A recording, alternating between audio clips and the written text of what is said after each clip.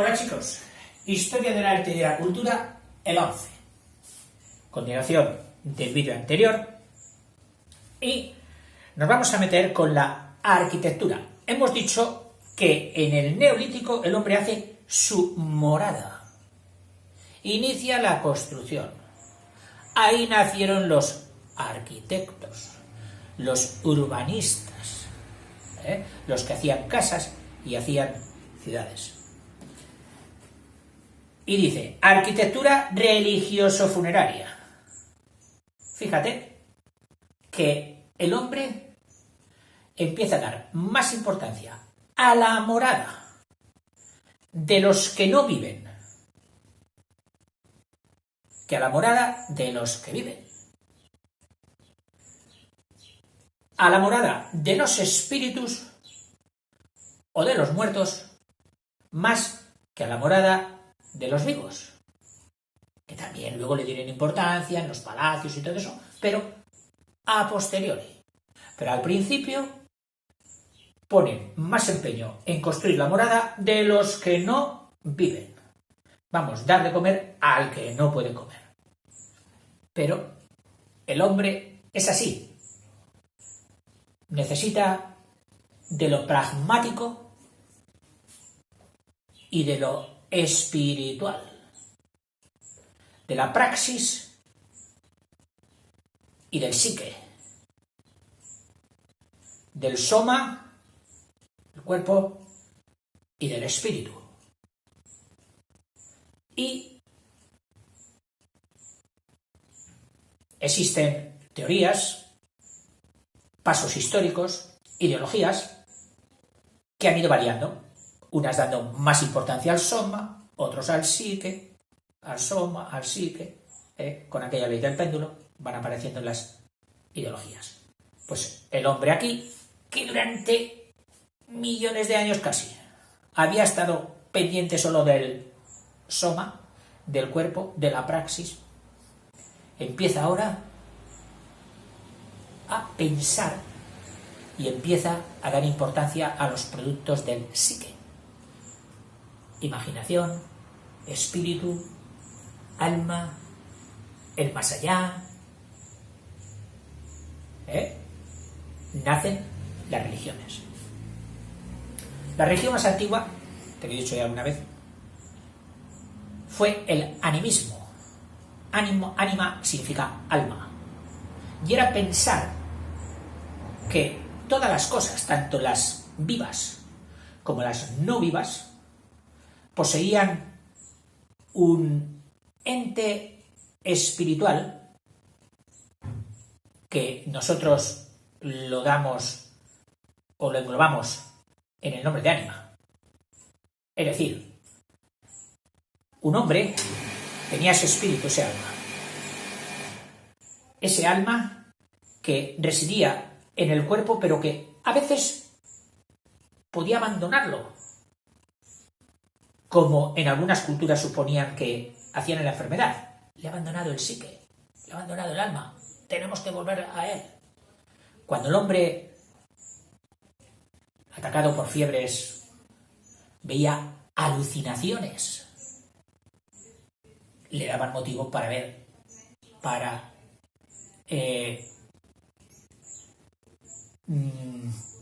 hacer teorías espirituales del espíritu, de esos estados del espíritu.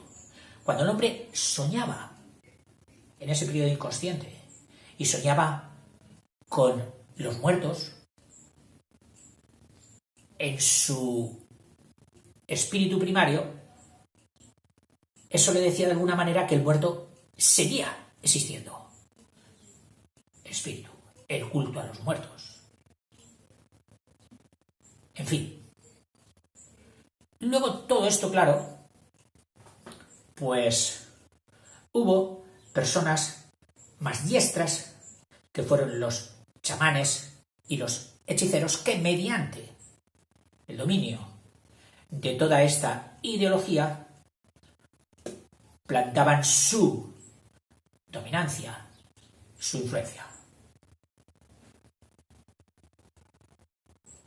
muchas veces seguramente que los consejos de un chamán, de un hechicero, salvarían a todo un pueblo de la desgracia. También pudo darse, y de hecho se habrá dado, lo contrario. Y la historia nació así. Y, si te das cuenta, hoy seguimos en los mismos. Lo que pasa es que las religiones han evolucionado. De este por no decir omni-animismo, omni-espiritismo, donde todo tiene un espíritu.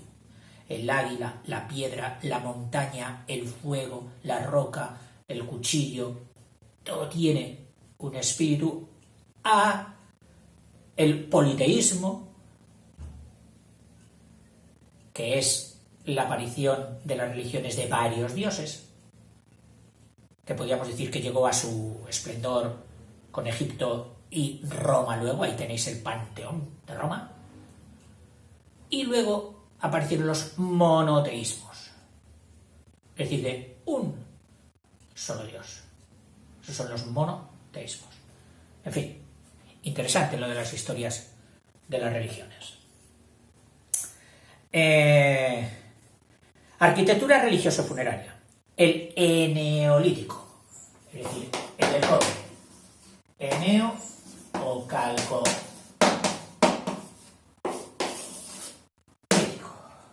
Arquitectura. Los hombres peninsulares.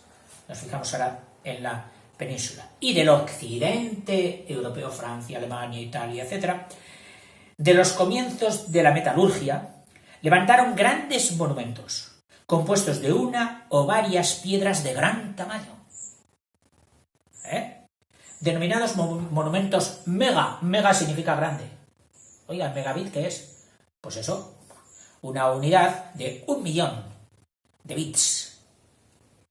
Bits mordisquitos electrónicos. Esos son los bits. Monumentos megalíticos, de megas grandes, y litos, piedra, los cuales comprenden dos grupos principales. O sea, monumentos megalíticos. Dos grupos principales. El menhir. El menhir y el dolmen. Vamos a ver. Es curioso que, me parece que ya te lo he dicho, que estas grandes piedras en nuestro espíritu, a veces pues de infantes, de niños, para mover esas piedras tenían que ser unos tíos muy listos. ¿Cómo hacían esas construcciones? Y cómo las pirámides, todavía se está investigando cómo movían esas grandes piedras, y hay teorías y teorías y teorías. Bueno, pues es verdad. Pero a mí personalmente se me ha relativizado mucho la cuestión, es decir, le quita importancia.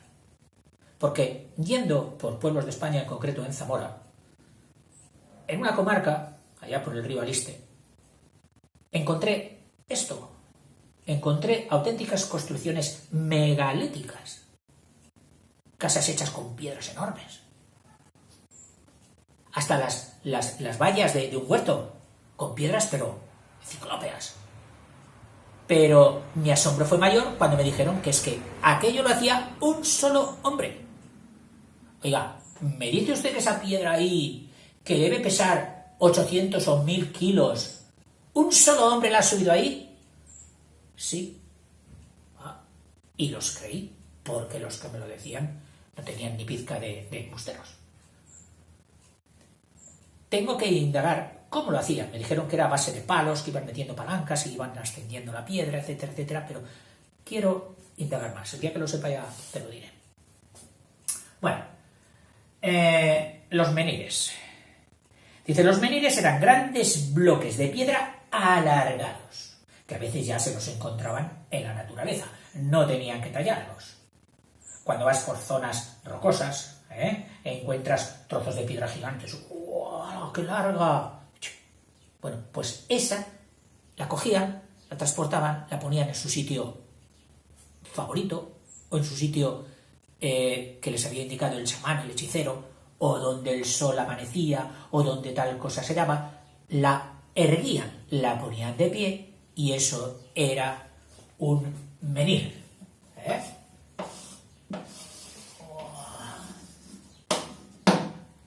Un menir. Clavado en la tierra. Hincados en el suelo verticalmente, a los que se atribuye carácter religioso o conmemorativo. Esto lo hemos puesto para acordarnos de esta batalla que hemos ganado, o de que en este tal ocurrió tal cosa importante, y para no olvidarlo, esta piedra nos lo recordará siempre. Todavía se sigue haciendo, con los famosos monolitos. Se hicieron en Roma, se hicieron en Francia, se han hecho por todos los sitios. Hombre, ¿no te han surgido a ti a veces las ganas de decir, ¡oye, qué piedra! Oye, pues en mi jardín o en tal sitio voy a ver si pongo una piedra de pie larga, lo más larga posible, y alta! ¡Uy, qué bonito quedaría! Bueno, pues eso es el mismo espíritu de hacer menires que tenían nuestros padres.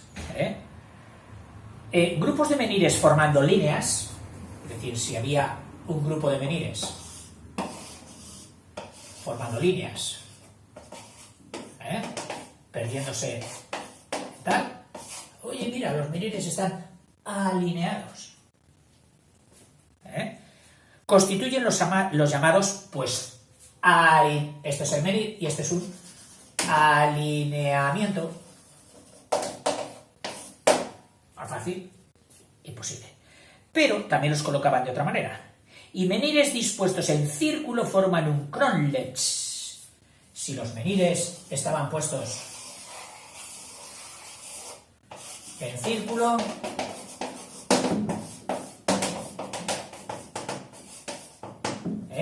formaban un cronlech. O sea, menires, suelto, alineado, y en círculo, el cronlech. Dicen que abundan en la Bretaña francesa, allá en el noroeste de Francia. Y menires dispuestos en círculo forman un cronlech, como los de los alineamientos en la Bretaña francesa. Y los cronlech, dice, como los de Salisbury, Inglaterra, dispuestos en círculos y además concéntricos. Es decir, ahí había uno y aquí otros círculos concéntricos. Como visto desde arriba, como una diana. Los dólmenes. Ya no era una sola piedra. Normalmente a base de 3. Pero luego hacían composiciones. Es decir, una piedra así y otra encima. Cuando los niños juegan con piedras, con maderitas y con todo, ¿qué hacen? Bueno, pues mira, ponen una de pie, otra de pie, y uno dice, ¡oh, que no se tiene! Bueno, pues este principio es el principio de los dólmenes. Y, lógicamente, hemos dicho que las hacían especialmente para sepulcros. Eran cámaras sepulcrales, formadas por grandes bloques verticales, sobre los cuales descansan una o grandes piedras horizontales que techan, que sirven de techo, al recinto. Estas construcciones demuestran que aquellas gentes practicaron, como los sumerios, los de la Mesopotamia y los de Egipto, el culto funerario, culto a los muertos, y creyeron en la vida de ultratumba, de más allá de la tumba, lo cual engendró prácticas mortuorias y creó la arquitectura funeraria religiosa. Prácticas mortuorias, pues sin ir más lejos, la momificación, por ejemplo. Y en cuanto a monumentos mortuorios, funerarios, pues bueno, luego vinieron los grandes, que ya los estudiaremos cuando estudiemos Egipto, de los hipogeos, metidos en la montaña, pero con una fachada impresionante, y las famosas pirámides. Al principio enterraban sus muertos en simples fosas, pero luego aquellas gentes que vivían en chozas se preocuparon de levantar grandes sepulcros para guardar los cadáveres. Al principio los enterraban, pero debajo de su choza, para tenerlos bien cerquita. Porque el espíritu del padre y el espíritu del hermano y todo eso seguían con ellos allí. Entre estos se distinguieron varios tipos. El dolmen propiamente dicho, y la cista o monte pequeño. O dolmen pequeño, donde ya un hombre no. Pero aquí podía introducir a sus muertos, que es la cista. Este es el dolmen y esta es la cista, que seguramente tiene la misma raíz de cisterna, pero no me lo he mirado y no te quiero liar. O dolmen pequeño, que son los más sencillos. Luego está la galería cubierta, que surge prolongando el dolmen sencillo mediante paredes paralelas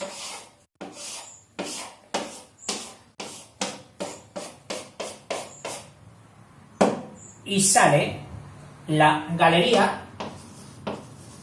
Oye, esto es una galería. Claro, una galería cubierta. Galería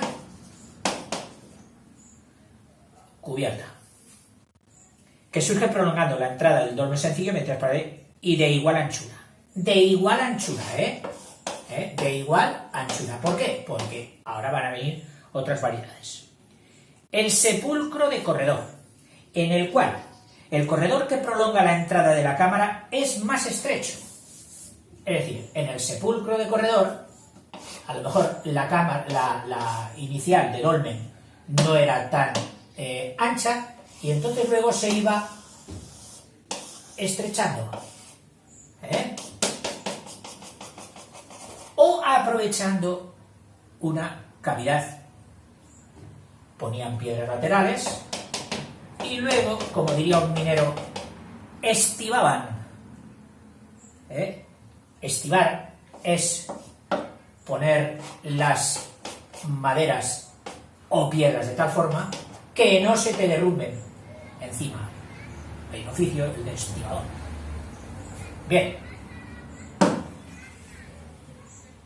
A ver, ahora me ha surgido la duda de si es estivar o entibar. Porque el estibador es el que carga y descarga en los puertos. Pues esto va a ser entibar, Oye, ¿me lo puedes mandar en algún comentario? A ver cómo se llaman los mineros o la función de las minas de cuando hacen la galería, poner maderas en los laterales y luego otras así, para que si hay desprendimientos no pille a los mineros. Parece que es entibar, entibador, me parece. Ya ves tú qué profe, que pregunta a sus alumnos, me encanta preguntaros. El sepulcro del corredor, es decir, se organiza un corredor largo, en el cual el corredor que prolonga la entrada de la cámara es más estrecho y bajo que esta. Es decir, al final a lo mejor se tenían que ir ya a gatas, pero allí ponían al difunto. Y este es el sepulcro de corredor.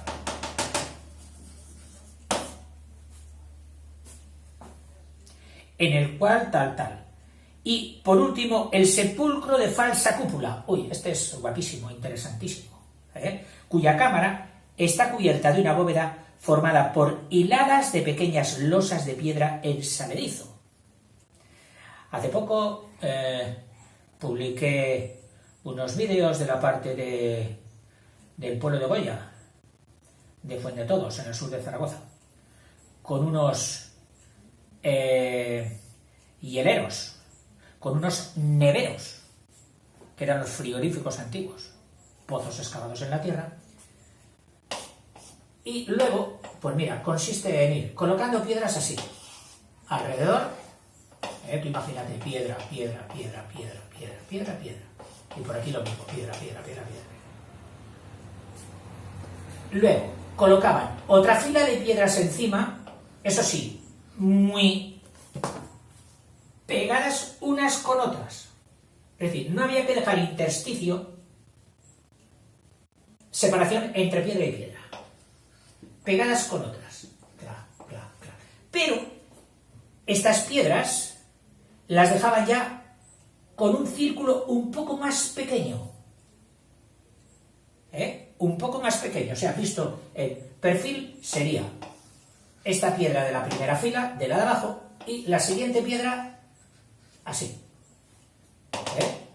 Luego, cuando todas estas piedras formaban un anillo, tocándose todas unas con otras, no pueden cerrarse.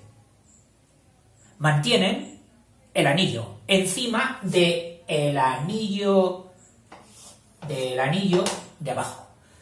Luego, otra. De forma que al cerrarse, lo mismo, no se cierran y por lo tanto no caen. Y llegaba un momento en que incluso las piedras, ya fíjate, habían perdido la vertical de las primeras piedras, pero gracias a esa fuerza de contacto de unas con otras que les impide cerrar el círculo, no caían. Y así iban cerrando el círculo por un lado y por el otro, hasta que ya cuando quedaba solamente aquí un agujerito, que depende para qué fuera, porque así se han hecho construcciones para vivir, y yo las he conocido, todavía en España hay, pues dejaban la linterna o este agujerito al aire libre. Total, si era pequeñito, no entraba mucha agua y servía para que si hacíamos fuego, el humo saliera por ahí. Y en todo caso, pues mira, siempre podría subir uno por aquí, pam, pam, y poner un par de pieles ahí, o poner algo para que esa noche tan fría no notásemos el frío. Aunque siempre el humo tiene que salir porque si no, te asfixias. Bueno, pues este sistema es lo que se llama falsa cúpula. Es una cúpula, pero falsa cúpula. Porque la cúpula verdadera asienta sobre una piedra, asienta totalmente otra, pero ya en cuña, troncocónicas. Y entonces ya se construyen, si tú esto lo haces en hileras, pues te sale una bóveda, que si es muy grande le llamamos bóveda de cañón, típica del románico. Y esa sería la auténtica bóveda, que fue conocida muy tarde. La que más se utilizó fue la falsa cúpula o falsa bóveda. Y para los monumentos impresionantes, pues como no la conocían, ¿qué hacían? Pues columnas grandes y luego cogían piedras grandes para atravesarlas. Los templos griegos, los templos egipcios funcionaban así, a base de piedras grandes horizontales, de varios metros. Bueno, dice el sepulcro del corredor, tal falso cúpula, cuya cámara está cubierta por una bóveda formada por hiladas pequeñas losas de piedra en saladizo. Mira, a menos de 500 metros de aquí, todavía hay alguna construcción hechas por los pastores antiguos del campo, de esta manera. Sí, de esta manera. Que van aproximándose por ambos lados hasta que la bóveda puede cerrarse, dice, la bóveda podía cerrarse luego ya por una losa pesada. Ponían aquí una losa pesada.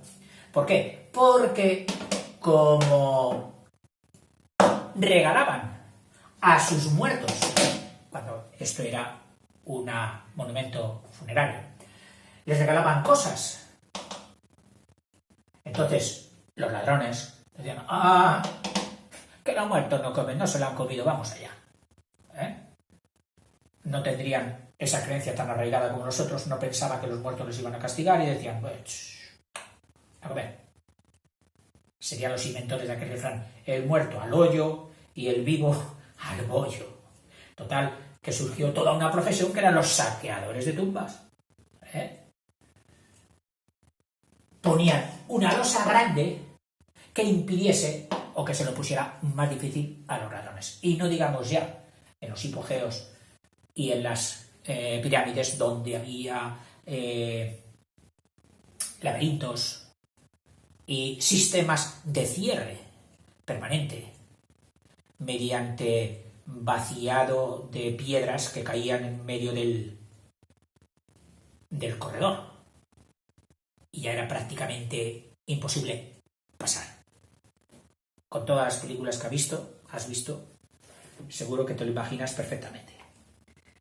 Dice, los monumentos megalíticos alcanzaron gran difusión en España y en toda Europa occidental durante la etapa eneolítica. Otro arte, que tampoco hay que...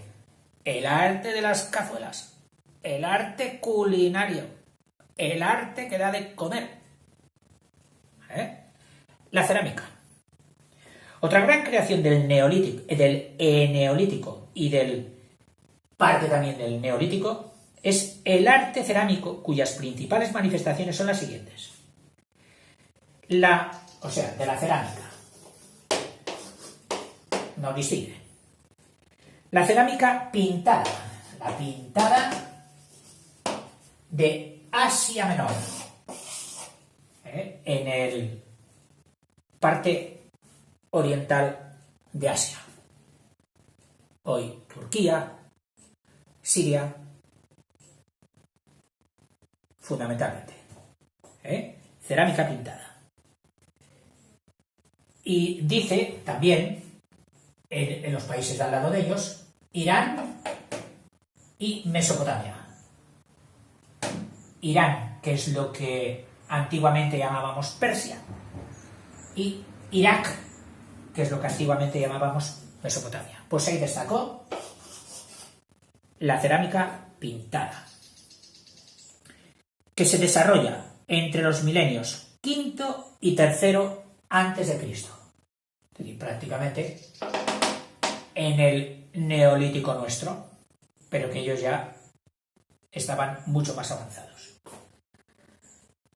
Y de la que derivan las posteriores cerámicas pintadas del Egeo, es decir, el Egeo es ese mar que engloba a todas las islas que están a la salida del Mar Muerto, del Bósforo, dejando a la izquierda Grecia y a la derecha Turquía con Chipre.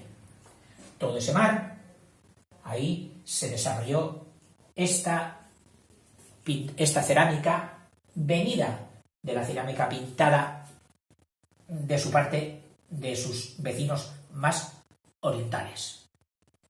Y esta cerámica del Egeo también se dio muy famosa.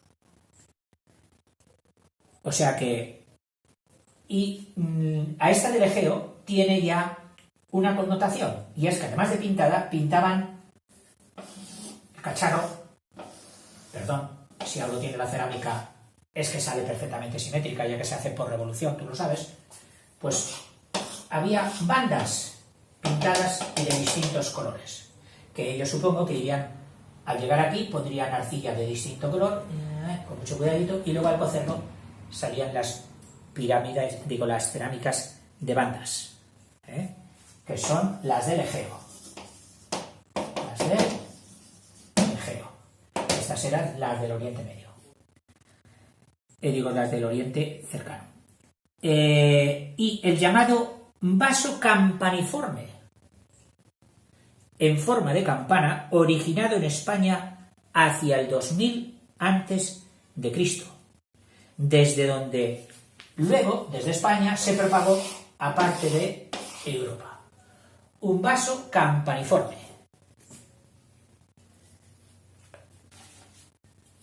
A ver si veo alguno por aquí.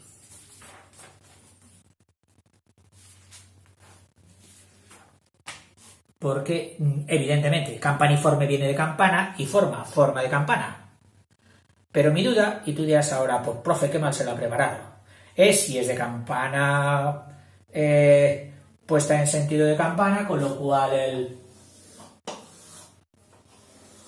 ese jarrón sería así, ¿Te suena?